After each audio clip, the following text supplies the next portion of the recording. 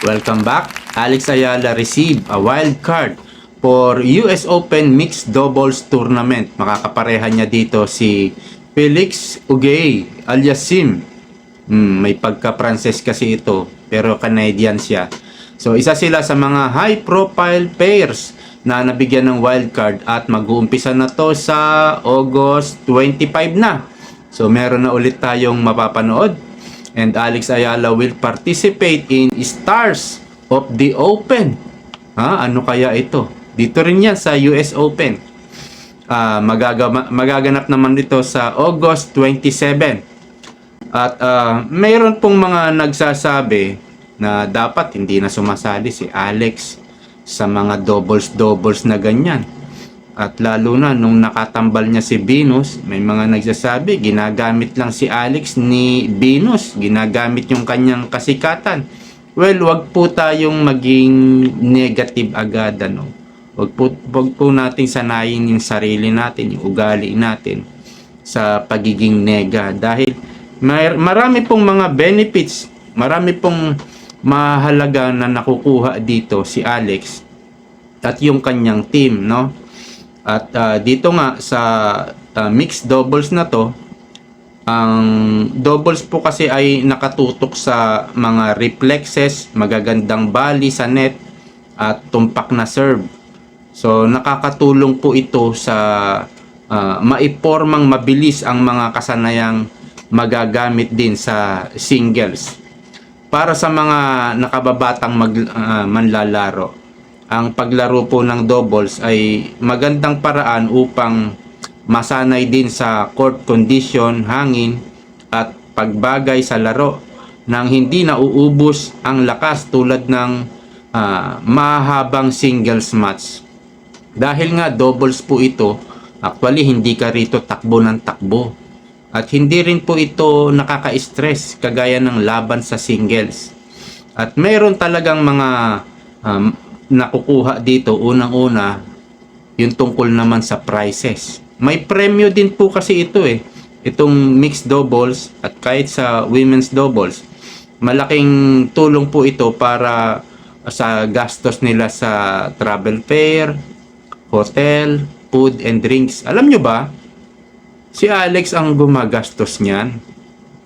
Buti nga ngayon may mga prices na siya, may mga sponsor na siya. Paano nung isipin nyo yung nag-uumpisa pa lang siya, sumasali pa lang siya sa mga qualifying at minsan hindi pa nga natatanggap. Gumagastos po sila nang wala silang nakukuha o kumbaga olat sila. Buti nga mayroong sponsors na BPI at ano pa yung isa, Globe, no, na nakakatulong sa kanya. At dito nga sa pagsali-sali sa tournament dito sa WTA, sa habang nagka-qualifying pa lang siya, gumagastos sila. Kaya itong pagsali sa mga doubles, may premyo po ito. Malaki pong tulong ito na matustusan yung kanilang gastos sa travel fare, hotels, food and drinks. Pero kung ikaw naman ay invited, kasi ngayon po ini-invite na si Alex. Kapag ikaw ay invited, kagaya nung laro niya sa Washington DC Open, kung saan nag-champion pa siya, invited po siya doon. At dahil invited siya, libre po ang kanilang, yung buong team, libre ang kanilang travel fare, hotel, food and drink, libre po yan. Dahil nakita siguro ni Mark, yung may-ari ng dun sa tennis facilities na yon, nakita niya na si Alex mayroong fan base. Yun ang kagandahan, no? Nai-invite ka.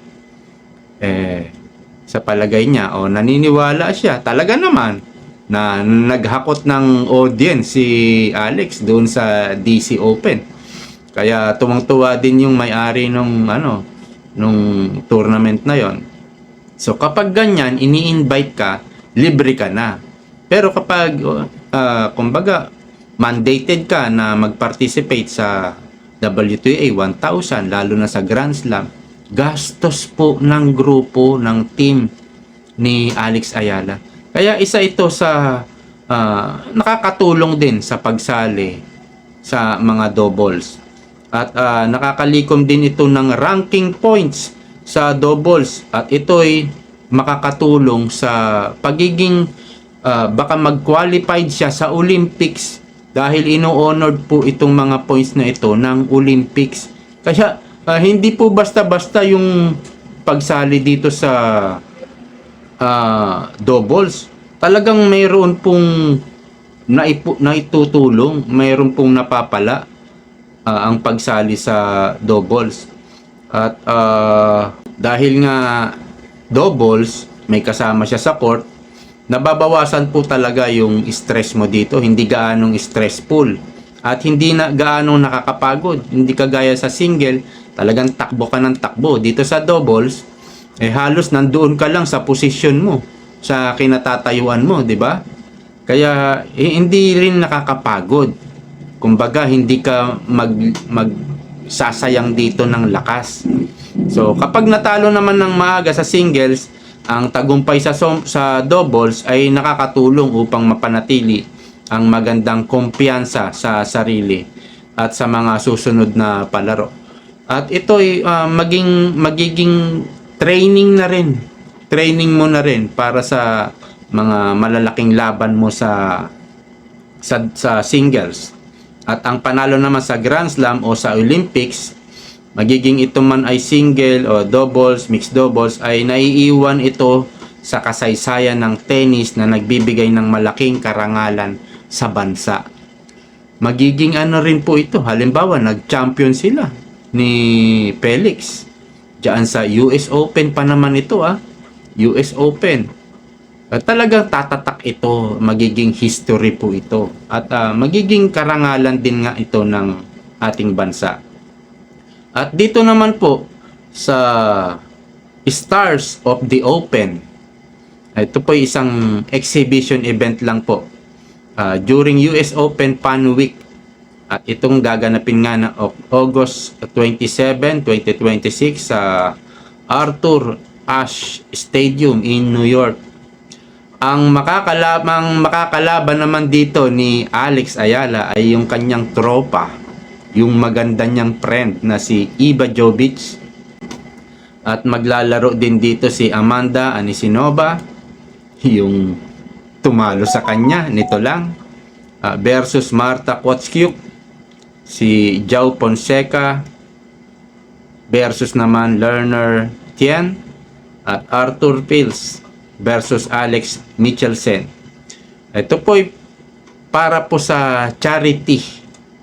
Sa charity po ito, at itong charitable exhibition na to ay held by USTA Foundation rather than an official ranking point WTA tournament. Both Ayala and Jovic are also on the entry list for the main draw of the 2026 US Open.